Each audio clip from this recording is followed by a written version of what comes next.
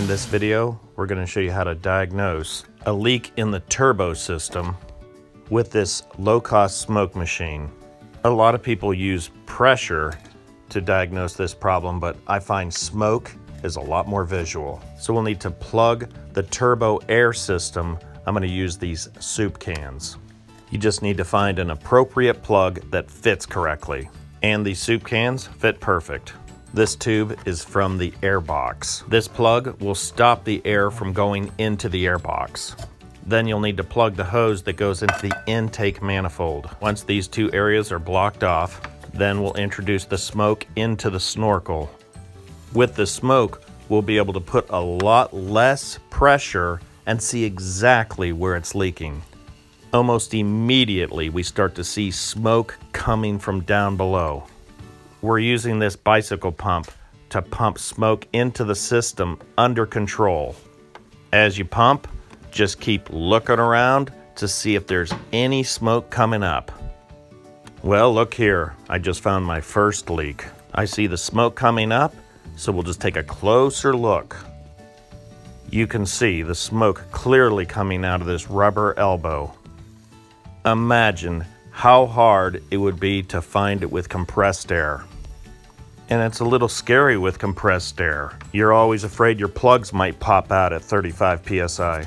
There's almost no pressure with the smoke machine. If I tighten this clamp, it'll probably fix the problem. Let's keep looking around to see if there's any more smoke. Well, sure enough, there's another leak. It looks like it's coming from the hoses from the wastegate control valve. At first, it's a little hard to see where the smoke is coming from, but at least I know that it's coming from this area. So I'll pull off some of the hoses and just really take a look at where is the smoke coming from. The valve itself is fine, but the hoses that connect to the valve are loose. So after tightening all the hoses, I'm going to run the smoke test again.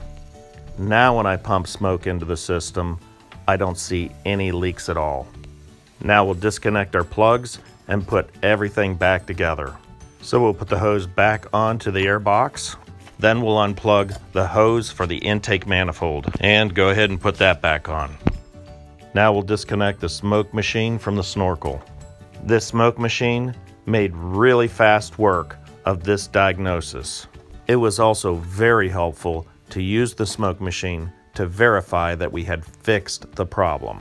Now that we have everything all back together, let's go ahead and take the car out for a test drive. Well, it's dark now, but it's nice to have the turbo back. So next time you have a turbo boost problem, or for that matter, any hard to find leak, you might consider a smoke test rather than a high pressure test. Well, I hope you found this video useful. And if you did, please give the video a thumbs up. I'd appreciate it, and I'll see you next time.